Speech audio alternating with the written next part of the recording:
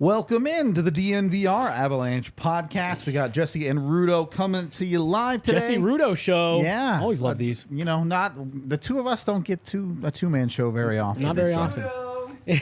I'm not even going to go there. Yeah, I was going to say, I'm not going to scream that on here.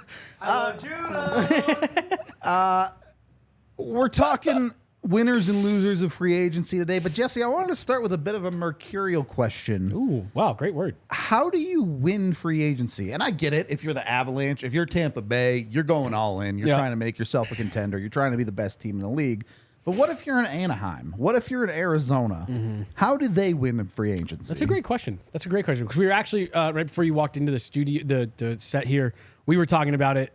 Just, you know, how do you ultimately judge winners and losers? When can you confidently judge winners and losers? I hadn't really thought about it that way. So for me, I do think it splits into two different buckets. And I think it is playoff contenders. Yep.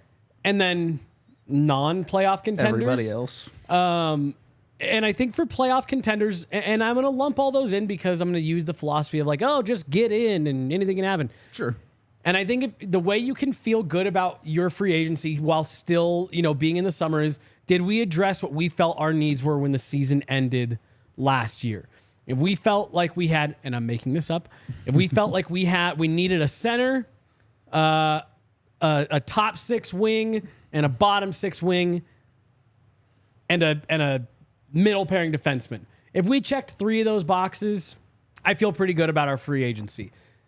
Fair now, enough. There is another layer to that of what did you spend, term, and all that kind of things. But for the most part, I think you, as an owner, as a GM, as a coach, you can feel pretty good or bad about what you did based on, okay, well, we said that we had these issues at the end of last season. Do we still have any of those issues outstanding today?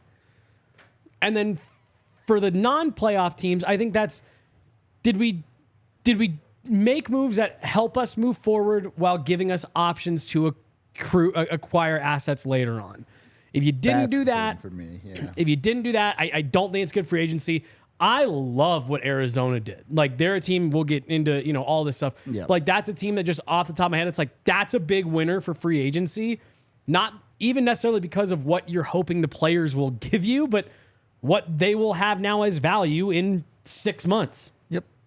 And I think for non-playoff teams, you absolutely hit the nail on the head of, there's this weird middle ground where I think we'll get into this a little bit with Arizona, where it's like, okay, at a certain point, you have to try and bridge that gap and become a playoff team.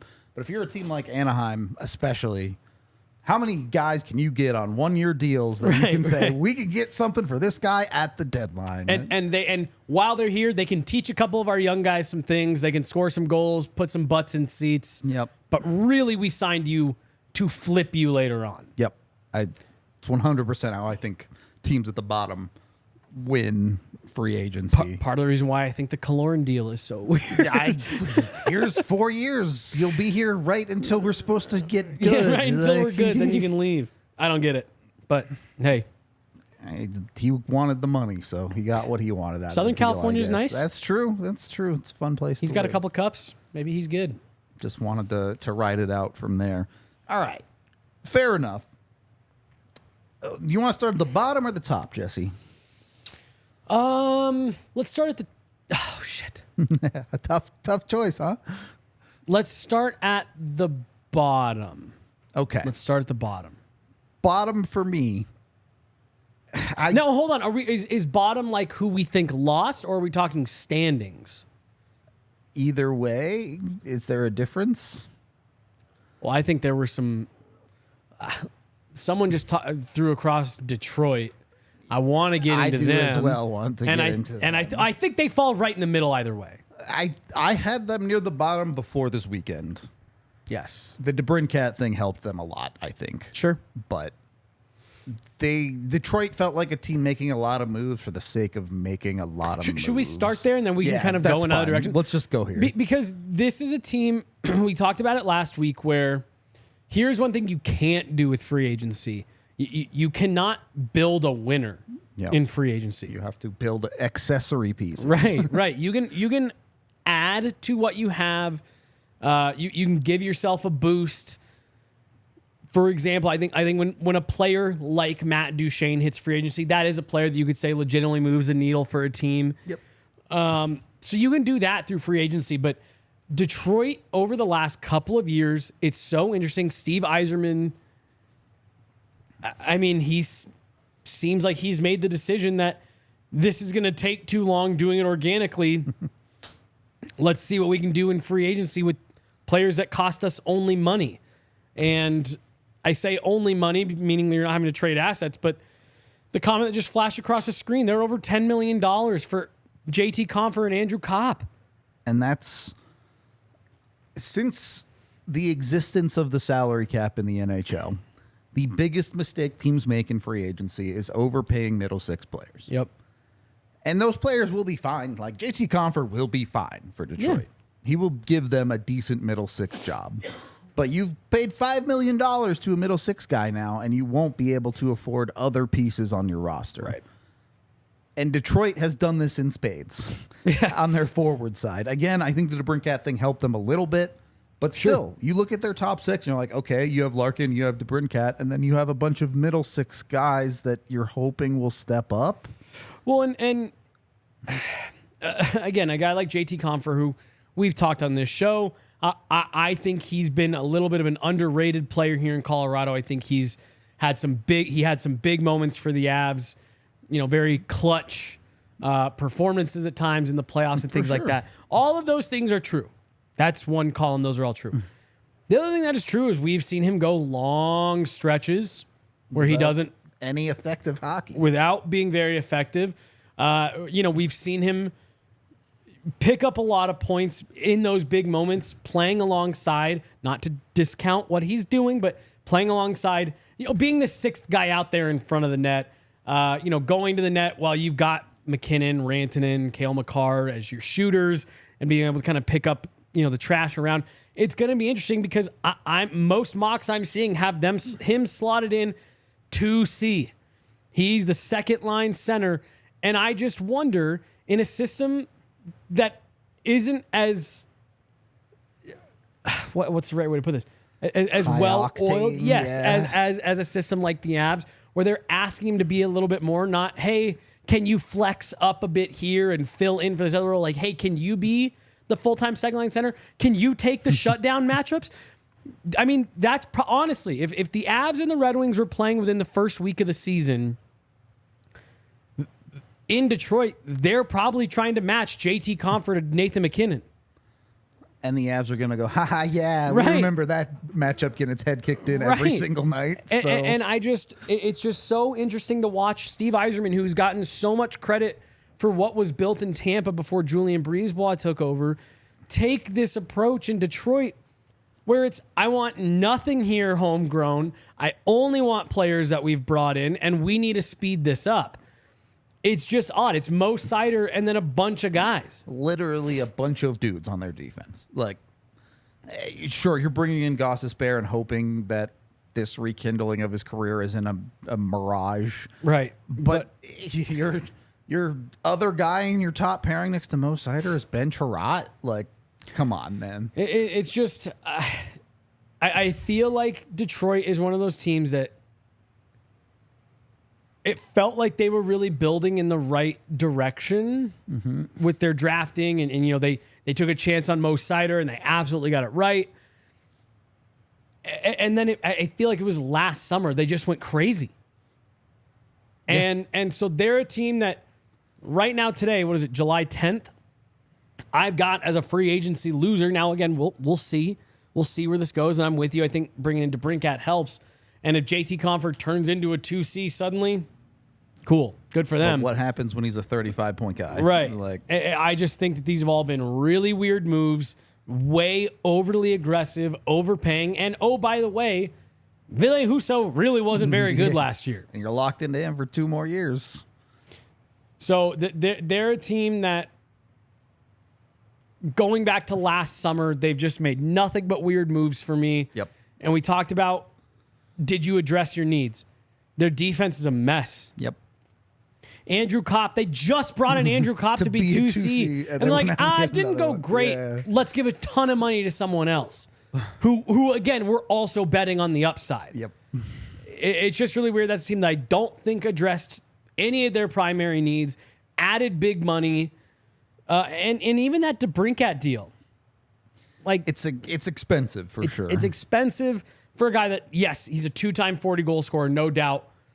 He's not an automatic 40-goal scorer. Yep. He's going to be playing with Dylan Larkin. That'll be a nice connection for them. He'll be good, but again, so what? Like, right. Where's the rest of your top six? Can you keep it out of your net? Yep.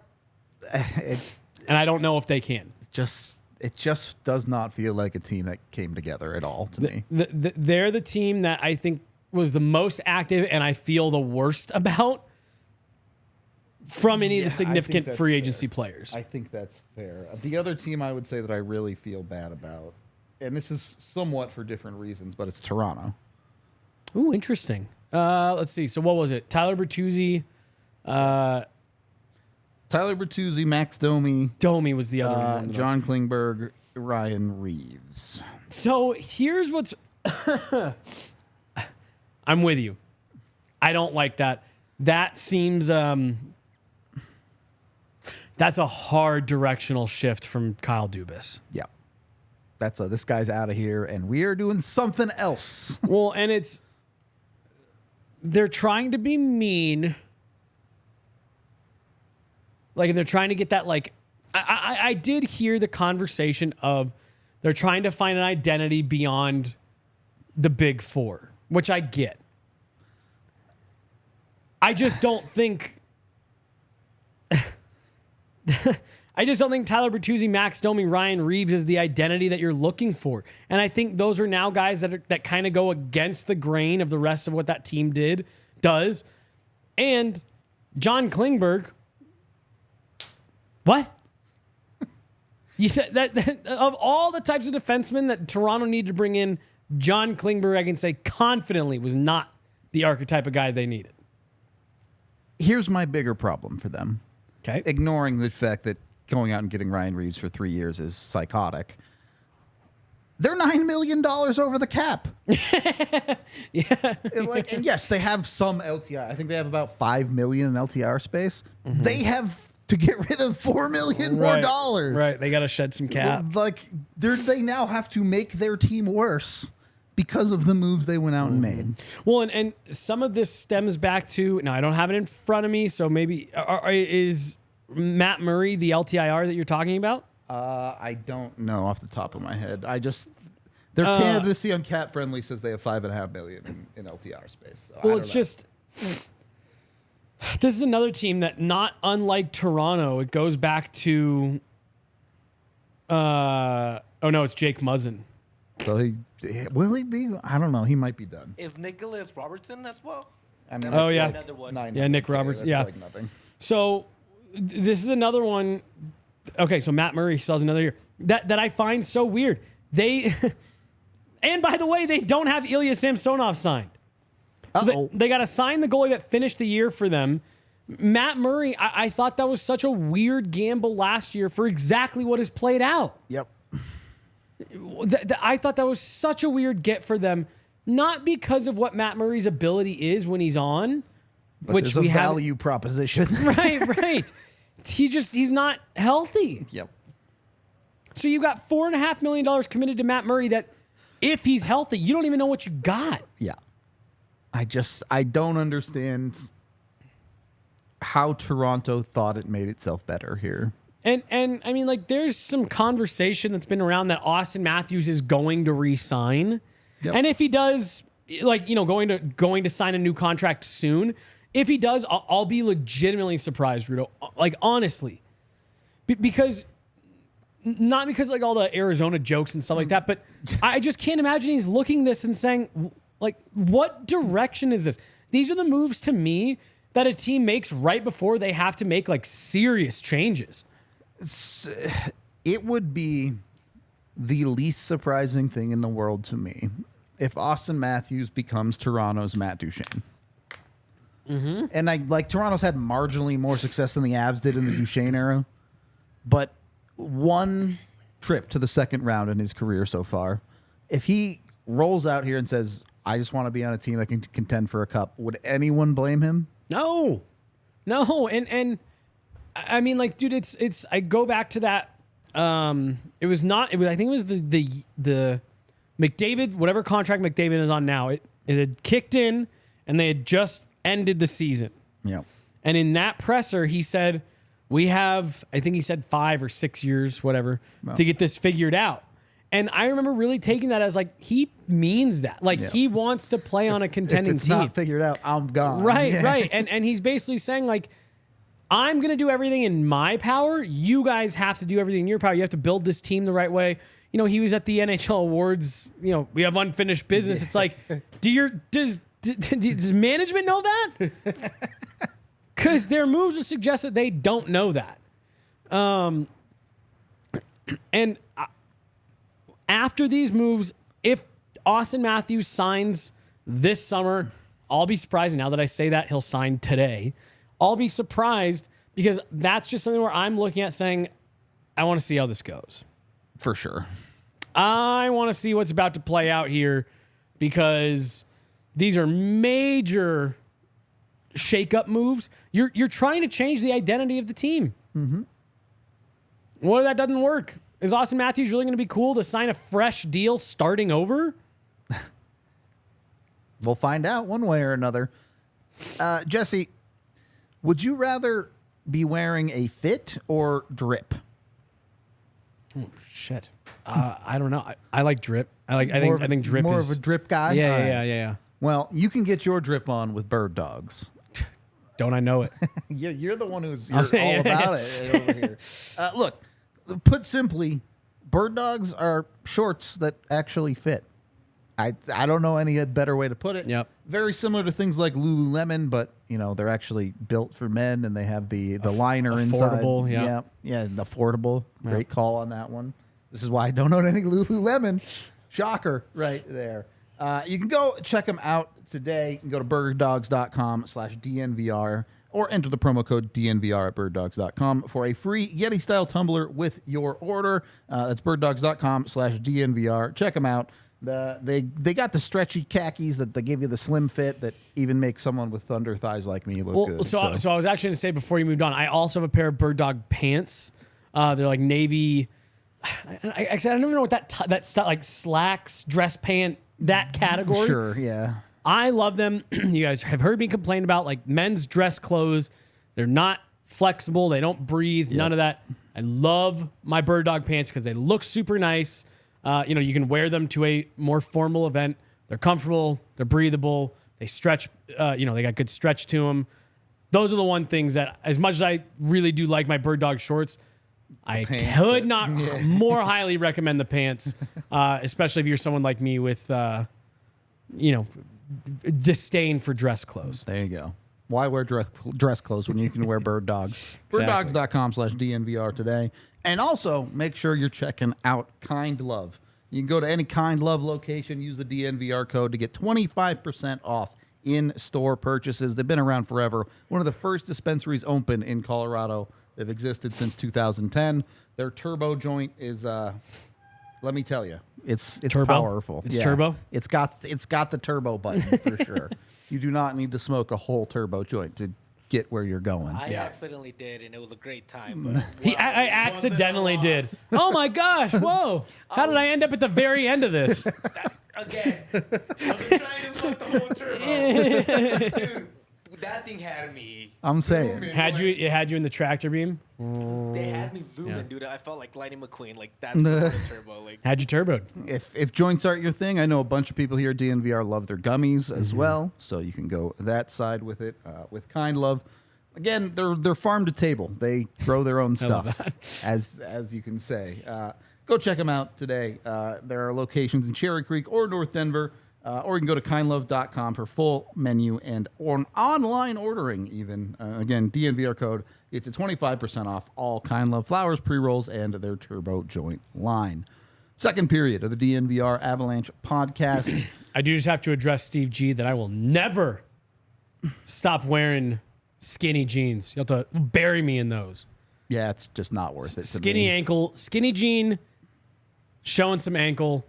The Salem witch trials would have hated me. I'd be burned at the stake, and I'm all about it. It's ankle season every day. I don't know that I've ever worn a pair of boots in my life. Oh, that's a shame. But bootcut jeans are great. As I am Mexican, I dress like a cowboy at times. Yep. And I have 3 pairs of bootcut jeans and about 3 pairs of cowboy boots. Amazing time. See, I think the only time I've ever worn cowboy boots were like my dad had multiple pairs of cowboy boots as a kid. And like as a little kid, I'd step into them. They'd go up to my knee. I think that was like the last time I put on cowboy boots in like not ironically. In your life. Yeah. They make great snowshoes, by the way. I'm sure they do. Like, it's incredible. I'll bet you they're insanely versatile and tough and I'm warm sure and all they that work stuff. for a bunch of stuff, but Yeah. I'll take my just Vans. not in my repertoire. Jesse, your Gotta get biggest yourself better loser? skinny jeans. Say it again. Your biggest loser? I think it's Detroit. For Detroit. me. Okay, fair enough. Fair enough. Let's move on to the other side then. I do like Toronto though. I hadn't really thought all the way down that path. I like It's that. and in a month when they make a deal, maybe I feel differently about it once they sort out their cap situation. But right now, it's hard not to be like, "What are you doing?" Especially because the deal that they would have to make, to the point you were making, you're just having to give someone away. It's not like they're gonna like make a hockey trade and get better. There's 31 teams going, "Yeah, you're $8 million over the cap. So what are you gonna do?" I did want to go through the Central Division a little bit, though, given that that's the most relevant to the Avs. I know you wanted to talk about Arizona. We can start there since that's kind of the bottom of the division. Yeah, no. What I like about what Arizona did was I thought they made moves that are going to do a few things. One is they made moves that are going to make the team more exciting. They had their players playing really hard last year, playing really well. Clayton Keller had a breakout, and they just weren't good enough. Sure. They were playing their hearts out. They were unfortunately too good for their own good. They were too good for their own good, and I think the moves they've made are going to just make them more exciting. You're going to get more competitive games. If they bring that same effort, they are going to see themselves work their way up the standings. And that's an organization that needs that type of thing right now. With everything going around with the arena, are they moving? Are they not? What's the interest? What's this, that, and the other? They just need an exciting on-ice product, and I think they did that. So that's number one. Number two, they did what we said earlier. They gave themselves assets to flip later in the season if and when they aren't in playoff contention. They did some things that they're going to be able to bring back draft picks, prospects, etc. And then three, I think they sneaky made themselves a playoff contender, Rudo. Like I think they're close. I don't know that they're quite there. Put themselves in position that if they get some things to go right, this could be a playoff team, and they at least gave themselves that shot. To me, it's a reward for the players and the fan base. They want to see Mullet Arena filled up every single night, which they did all last year. They grossed more ticket revenue than they ever did at Gila River last year, and they want to get the city excited. And so I think they made themselves more exciting. They gave themselves some options to flip later. And they also may have put themselves into a little bit of playoff contention to at least build that buzz a bit. I really like what Arizona did. Just to kind of reinforce your point, flippable assets. Nick Bustad, 2-year deal is a potential 4C that they could flip to anyone. Yep. Alex Kerfoot, middle six winger, 2-year deal that they could potentially flip to anyone. Jason Zucker, 1-year deal for a potential top 6 guy that they could flip. Yep. On the Alex Galchenyuk, not really a flippable asset, but a team that can afford to give some opportunities to someone down the lineup. Who else was it? Oh, yeah, Troy Stetcher on the defensive side, 1-year deal, potentially flippable. Yep.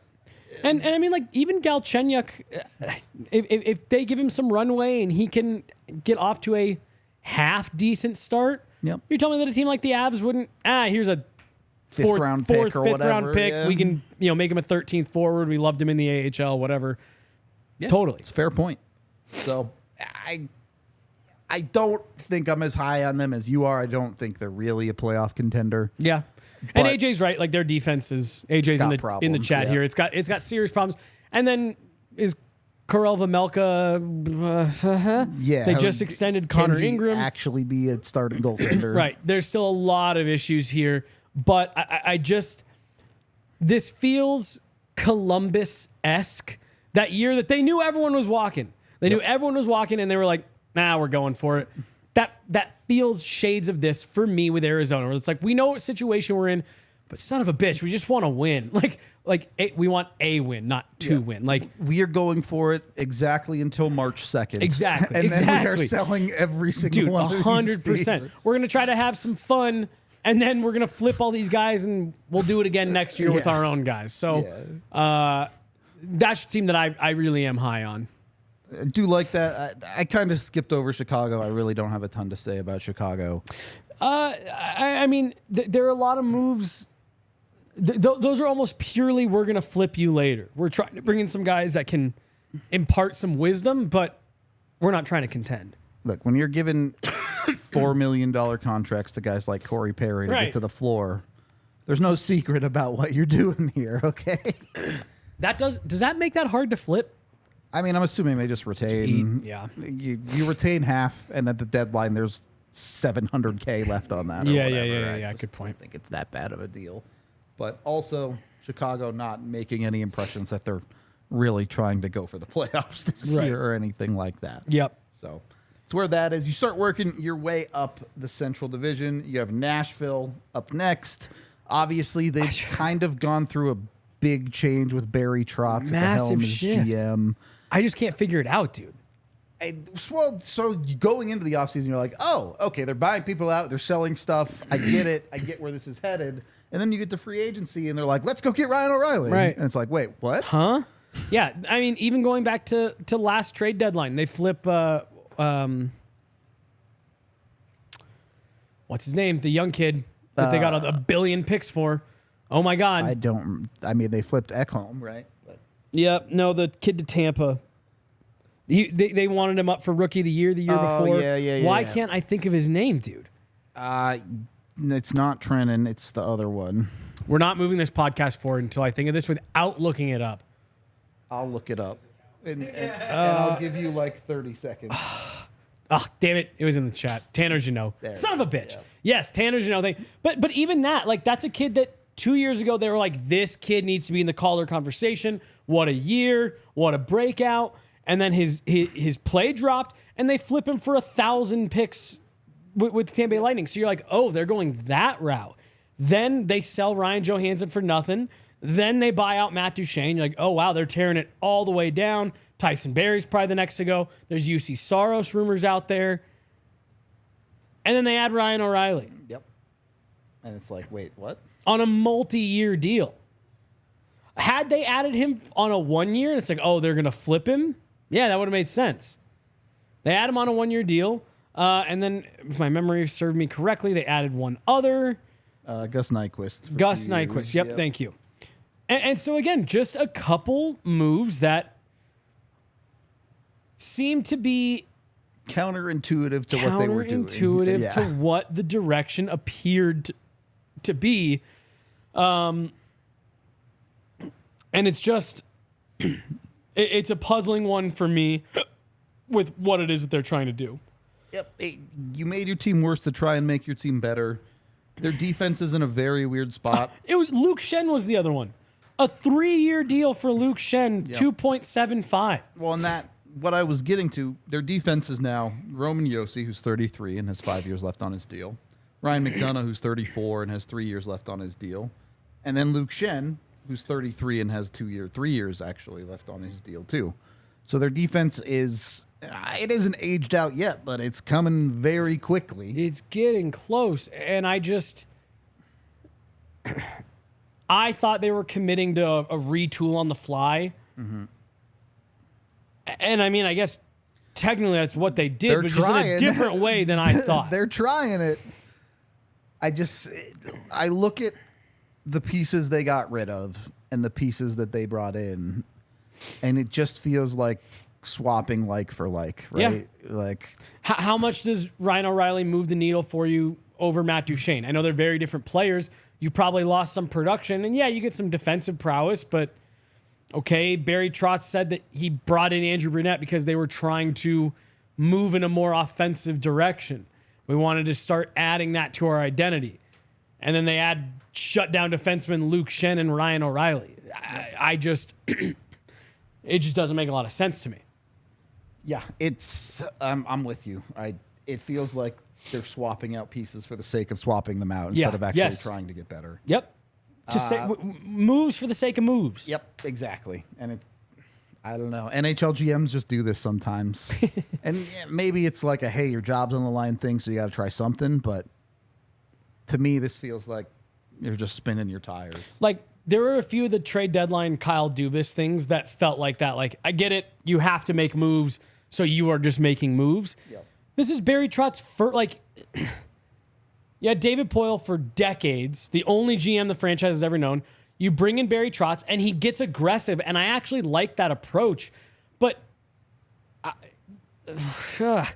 he could be putting himself in position to like have this be a pretty quick one and done kind of thing in terms of Barry Trotz's GM tenure, right? I mean, I'm assuming they'll give him more rope than that. But yeah, and I don't necessarily mean 1 year, but like if we get 3-4 years down this road. And he's got this weird aged out mess. Yep. I don't think there's gonna be a ton of other teams like clamoring to give him a GM job. When Nashville just needs to burn it down in a couple of years. Right, yeah. right. Yeah, it's not a great look. Gonna move on here to Winnipeg.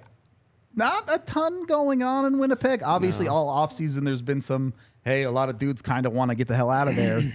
The only real signing of significance that they've made are bringing Vlad Domestikov back for 2 years and then bringing Laurent Brossoit back from Vegas. The Brossoit one was funny. This is another team that seems like they can't decide what they want to do.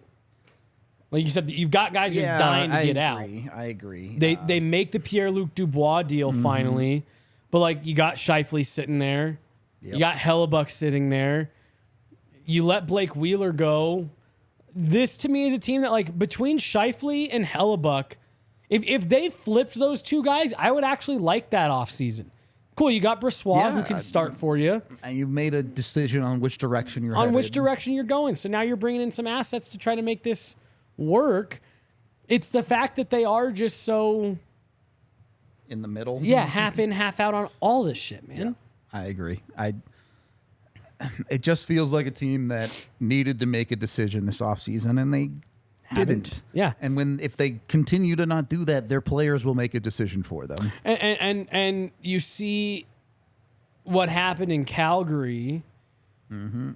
And to me, as of right now, that's the road Winnipeg's heading down. You're just going to have guys walk for nothing. Yikes. Yeah, yikes is right, dude. My problem is I don't know where they go from here. If the answer isn't sell off everything, I don't know what they do. I just don't. No, I mean it's do that or live in the middle. And to your point, the guys are already saying they don't want that. Like Connor Hellebuck has been open. Yep. I'm not doing that. Yep. So flip him or lose him. Like that's kind of where it's at, pretty much. All right. On that note, we are brought to you by Volo Sports, the largest sports social company in the United States. The cool part is the Volo Kids Foundation makes it so you pay to play sports together with adults so kids can play for free. They're great at what they do. The DNVR crew has a kickball league that everyone's in that they go play in.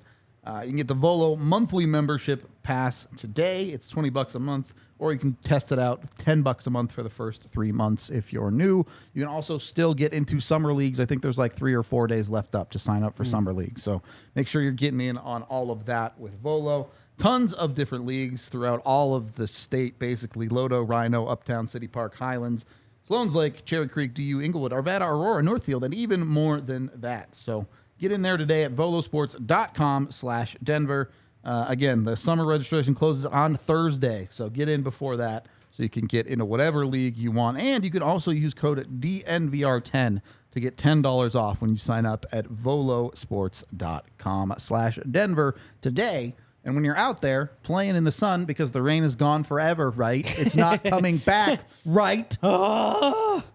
Make sure you're wearing your Shady Rays out there in the sun. You can go to shadyrays.com to order today. When you use code DNVR and you get 2 pairs of sunglasses or more, you get 50% off. It's like buy one, get one free. They have tons and tons of different selection of sunglasses. They even have ski and snowboard goggles, all sorts of different polarizations, all sorts of different stuff. But the coolest part is First 30 days, if you don't like them, you break them, or you lose them, they'll replace them for free.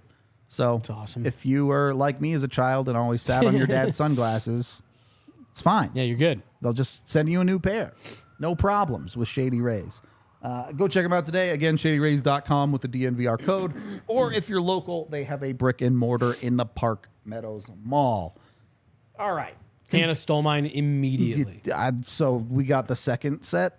I got one for Sarah. Yeah. You're getting these. Yeah, no, I I actually bought a pair, and then I got a pair from DNVR. Yeah, there you go. 4 glasses just like roaming around my house. Yeah, I brought them. I was like, check these out. Are these sick? She's like, yeah. She took them right away. She goes, well, you wear glasses. I was like, I guess. I guess those are yours now because you're not technically wrong. I do wear glasses. You didn't lie to me. Yeah. You did take my glasses though. Next up in the Central, the Minnesota Wild. Have they even done anything? Not. I don't remember the not last a time. ton. I don't remember the last time I heard about the Wild doing because they seem to me like they are finally understanding. Well, and again, the next 2 years is the part of their buyouts where it's like, oh, we can't do anything. Right. It's okay. because they got what 2 more years, At 14 mil for the next 2 years. and then does it drop down after that, or is it done? It's basically done. It's 1.6. Okay, I was gonna after say that. there's a little bit left. Yeah. So I mean, really, it felt to me them not bringing back Ryan Reeves, who I know they really liked. That to me was them saying like, to your point, Rudo, we can't do this. Like no we just money. can't. Yep. We have to ride this out for a couple years. I do think they are recognizing a bit that, hey, we are not in a position to contend with all this dead cap here. We have too many holes on this roster, given the amount of dead money we have. We can be good for the next 2 years and then figure it out when they have the money. House money. Yaya, will you angle that fan a little bit? My eyes are drying out over here. Yeah, of course. Yeah, I really don't have You're good. Thank you. ton to say about Minnesota. There probably will continue to be a first round exit team. Yeah. Just because they have high end talent like Kirill Kaprizov.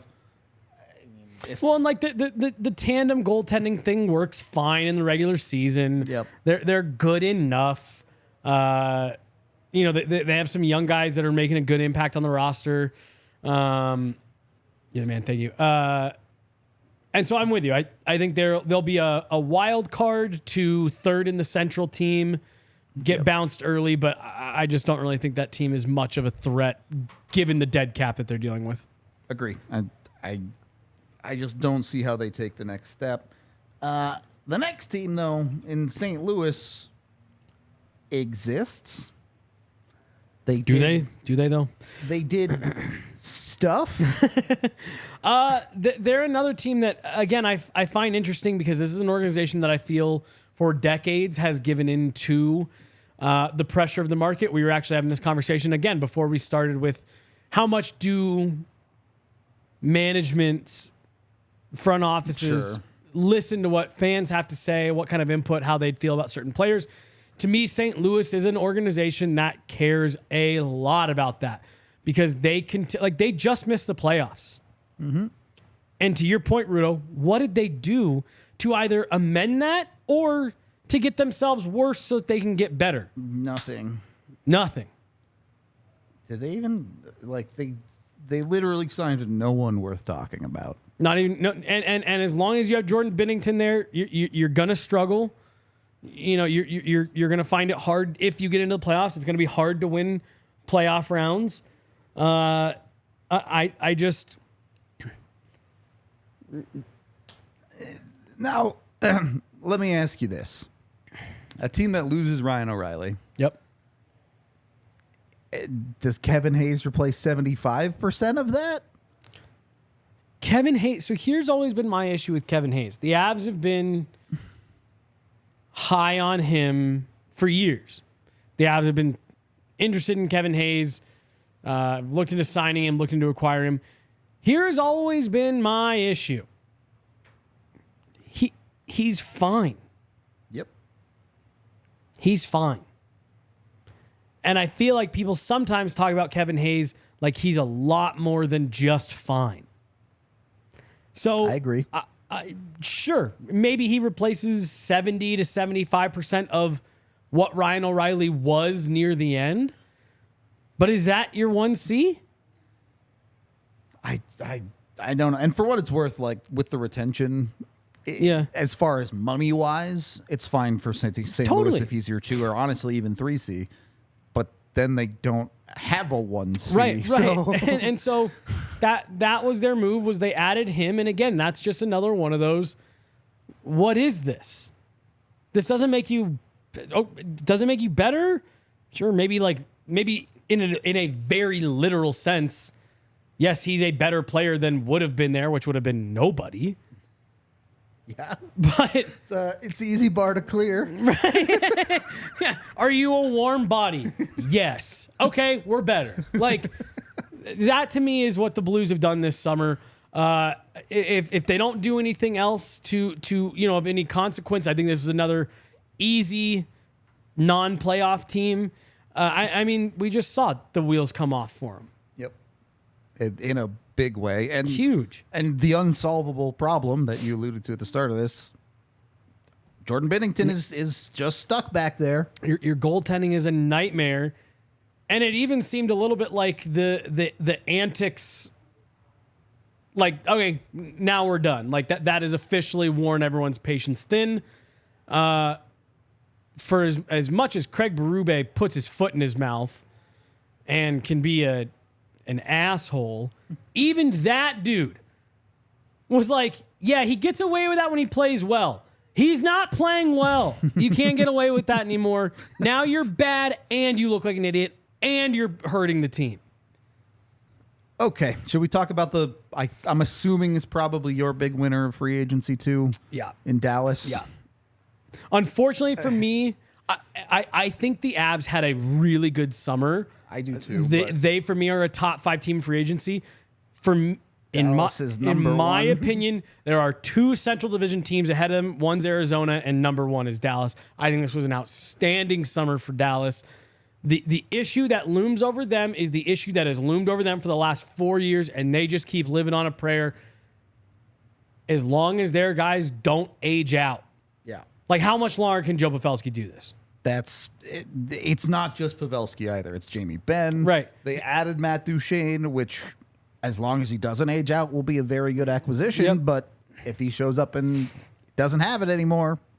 Right. As long as you get career average Matt Duchene 60-ish, 60 to 70-ish, Yep.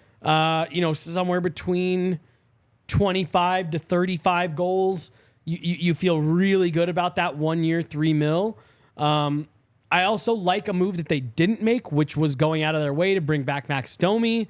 I know that fit worked really well. That's the exact type of move that you see teams make huge mistakes over. Yep. Looking at you, Vegas, when, rentals perform really well for them and then they overpay them. I like a lot of what they did. Can Jamie Benn run it back again? There was the Benaissance this year. Can he do it again? Can Tyler Seguin do it again? Can Joe Pavelski continue to do this at is he 40 now? He's 38. 38? So I think he'll be 39 this season. That would make sense unless he just turned 38. Jake Ottinger looked unbelievably human by the end of the season. He turns 39 tomorrow. Ah, that's hilarious. So, there you go. Hey, happy birthday. Oh, actually, we'll save that for tomorrow. We'll wish him happy birthday tomorrow. Jake Ottinger, that looked like it rattled him a bit there at the end of the year where, he did not look nearly as good as he did the year before in the playoffs. He was chased in 3 of the 4 losses against Vegas. It was ugly. And so it's like, okay, can he bounce back? I have the most confidence in that. Their defense does still have some issues. Obviously, Ryan Suter's decline last year was noticeable, apparent. Yep. Another guy who's a million years old. Yeah. In their well, dude, that was our joke going into. I think it was last year. Yeah, Dallas is the NHL's all over 35 team. Yep. And so we'll see. As long as those guys can at least bring close to what they had, I really like their summer. That's going to be the only thing that's going to stop them from being a real force. For me in the Central Division, it's Dallas, it's Colorado. In the West, you can lump in Vegas there. Yeah, for sure. But to me, these should be the two teams that are duking it out all year for the top spot in the Central. Not to leave some stones unturned here, I do think they did a good job of sorting out the depth on their roster too. Bringing back Evgeny Dadonov for 2 more years. Another older guy, but you got him for 2.25 for 2 years there. They take a little bit of a swing on a Sam Steele at the bottom of their lineup. Guy who can probably provide you, I don't know, I mean, maybe third line minutes if you get good stuff out of him.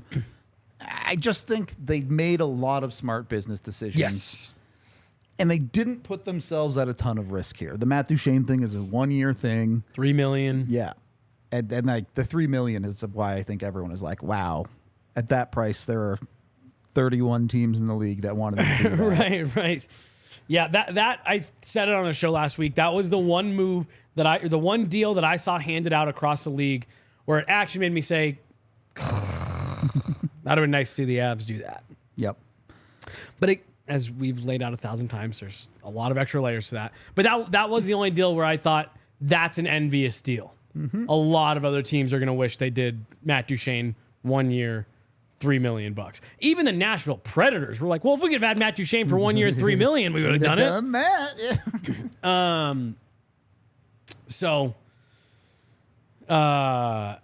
Yeah. I like their year a lot, or their off season a lot. If all their players hold on, I think that's a really good team. I agree. And then we both have Colorado as winners of free agency. I do want to preface this with saying free agency is not done. Over. The Avs likely will still make one more move. You still have Tarasenko's name floating around let me out ask you, there. let's just do this because why not? Why not? Do you like Tarasenko for the Avs? I mean, what's the price point? Do I like Tarasenko for less than $3 million? Absolutely. Let's even just say the Matt Duchene deal. Yeah, for sure. I do. Because I was running through it because I mean that really puts you 7 forwards that you feel comfortable or more than comfortable as top 6 guys. So, yeah, it's a little bit awkward because you end up with Druin and Tarasenko kind of fighting for the same spot. Exactly. And in some ways it makes sense because it's 2 guys who do 2 very different things. If you want a shooter, you can put Tarasenko there. Mm-hmm. If you want a distributor, you put Druin there. But you're also trying to balance forwards that can actually play defense. Right. And I don't think it's that bad. Like, I think Tarasenko, in that case, ends up filling a role similar to what Burakovsky did on the championship team. Yep. As like a depth goal scorer that can jump up and down the lineup for you. And like, you know, if he costs $4 or $5 million, he's probably just too expensive for Colorado. Yeah. But if you can get him at 3 or less, you're just failing to make your team better if you don't go out and do that. I hadn't thought about the Burakovsky comparison in terms of role. I really like that because I think the Avs, I think they want a top 6 guy to Drew in. I think they really want a top 6 guy out of him. I think so too, yeah. And so I think they're going to try to get that. You know you're going to have injuries. You know who actually messes this up in the best way possible? It's Arturi Lehkonen. Yep. They brought Lehkonen in to be a third-line guy that could really help. He's just too good. And he's just exploded since he got here. And he's like, how are you splitting that guy up from Nathan McKinnon? How are you possibly taking him off of his wing? And so I was laughing as I was kind of going through it last night because I was writing out as if they added Tarasenko. Mm-hmm. And I was like, fuck, you might have one too many guys here. Yep. And I said, well, you just drop Lehkonen down. I was like, well, why would you do that, though? But I think we talked a lot about flexibility in your lineup, and that is what that gives you a little bit. If you love Lehkonen next to McKinnon, okay, you can put Nichushkin on the third line. He knows how to play as a third liner. He'll be just fine there. You can leave Tarasenko down there. Again, like you said, I don't really think they want to put Druin down there. Right. Just hasn't worked out if that's where that ends up. You're probably not really putting Mikko down there either. No.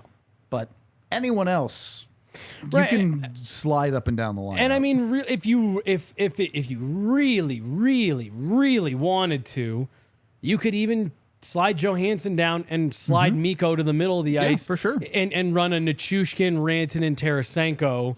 As much as I don't want Mika to be a center, I will bet a lot of money we will see him at center sometime this year. Yeah, whether it be injuries or just the Blendnar. Yep. I do think we'll see him there. The comment that's right there at the bottom, that's what I think opening night is going to look. That's what I think at least training camp. I think that's the line they're going to try to make work. I think it makes the most sense because even as it is right now, if you take that and then you take a line of Raijo, Nichushkin, and Rantanen, you're just set up with three good lines, right? You have Mac as a superstar in his line with Lecky doing the dirty work and Druin as the distributor. Yep. And then same thing down the line. You have Rantanen as the superstar, you have Raijo as the distributor, and Nichushkin as the guy who does all the dirty work. And Johansson can play that going to the front of the net roll. Yep. Things like that. So it's you have, and again, this is all under the assumption that things work out. Part of the reason why I like the concept of if you can get Drouin for the right price, Tarasenko for the right price, he's still sitting out there, 1-year deal. If Drouin doesn't work out, if he can't get to the level that they're hoping he can, Yep. you slide him down, boom, there's the easy replacement. You plug in Tarasenko to that top six, you're done. And I'm not saying this is going to happen again this year, but recent history, the last 2 years, McKinnon has decided he only wants to score goals after December 1st. Yep. Let Tarasenko score all the goals for the first 2 months of the season. I think that works. That's fine with me. You can do some things like that where if a certain thing is happening, if one guy's going cold, you can rotate things around. I don't know that Tarasenko actually gets done. I don't know that if he even wants to come here. This is all speculation. It's just you're looking at what the Avs have done over the last handful of years sporadically, last year being maybe the best example of it. Here's a guy sitting out here in Evan Rodriguez that we think because he's been out here so long, the market has dried up a bit. He'll take a little bit of a lesser deal, 1 year. Yeah. We can make it work. With every passing day Tarasenko sits out there, I think you are trending more and more in that direction.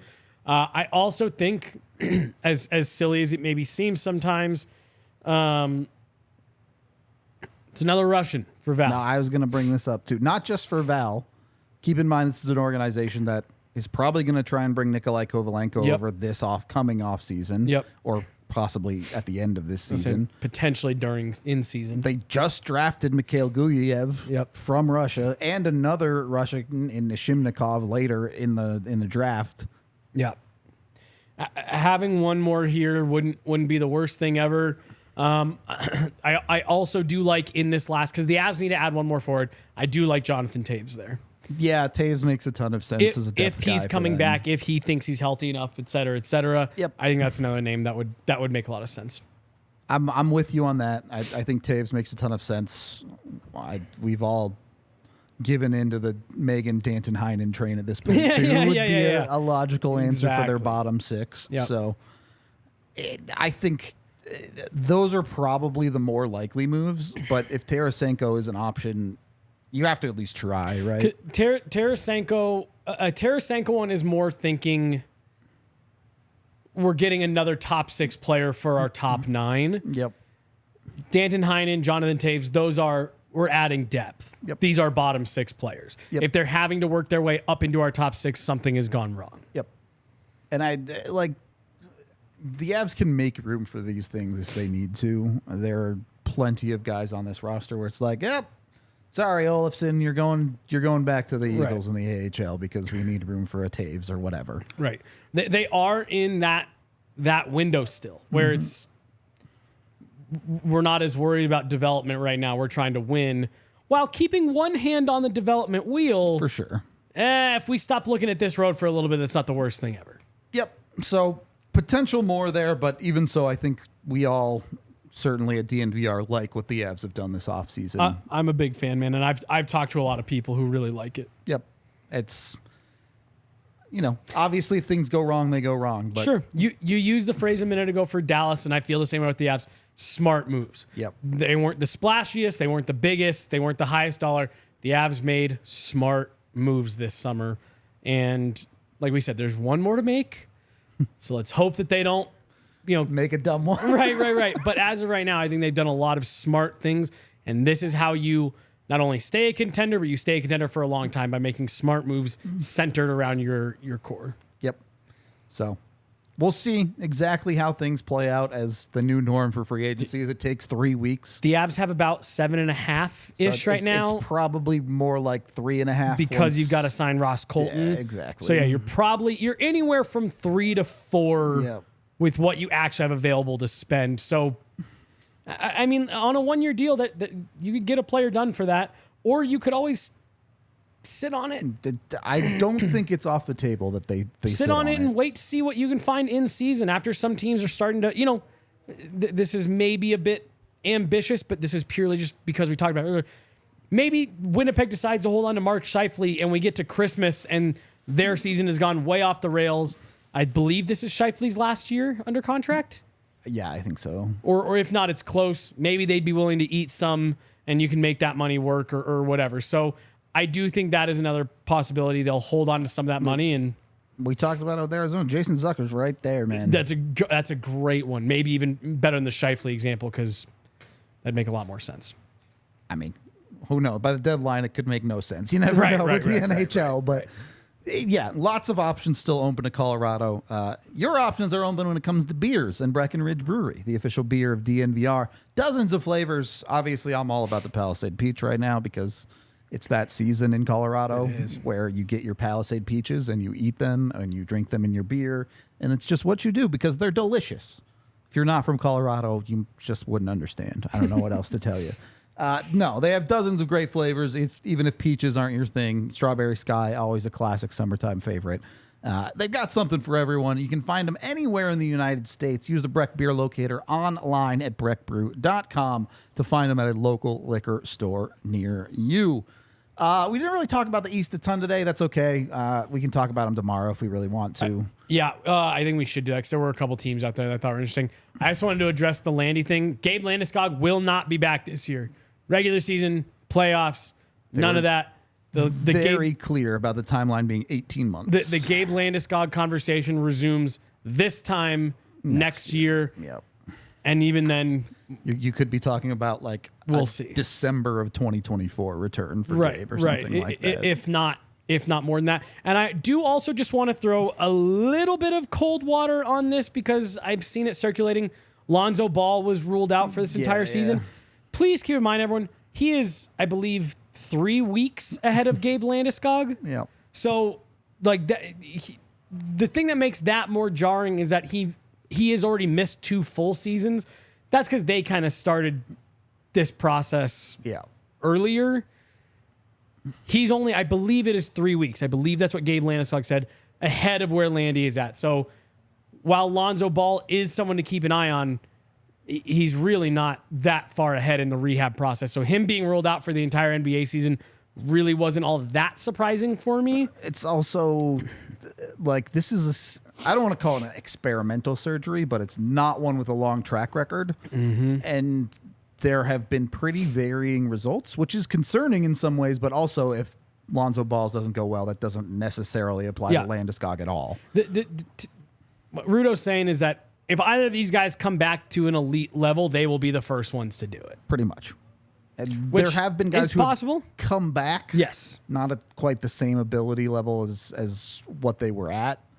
But I just, it's impossible to say right now. Yeah. Also remember that their ACLs were career ending as well. Yeah. They could be the first of the batch that turns this whole injury around. Well, and I also do want to add a little bit of the context because there was all the Mark Mathot stuff at the beginning. Yeah. Gabe Landeskog was going into this surgery at a much different starting point. Yep. He was not experiencing anywhere near the pain that Mark Mathot was, the lack of mobility, things like that.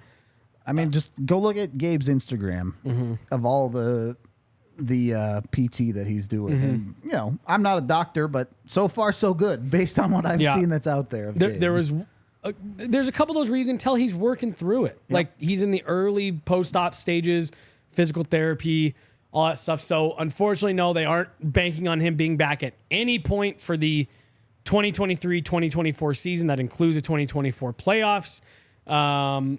we'll start to have this conversation again next summer. And even then, I'm with you, Rudo. You're probably talking best case scenario, December 2024 to February 2025. Yep.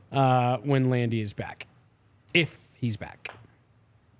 Yep. I will leave it at that. I mean, there's really nothing to say about it. It's just wait and see how the recovery goes. Yeah. But we are going to get out of here for today, as we do have to wrap this show up. Like we mentioned, we'll probably talk about the East and some of those moves that were made out there tomorrow. But until then, we'll talk to you on the next one.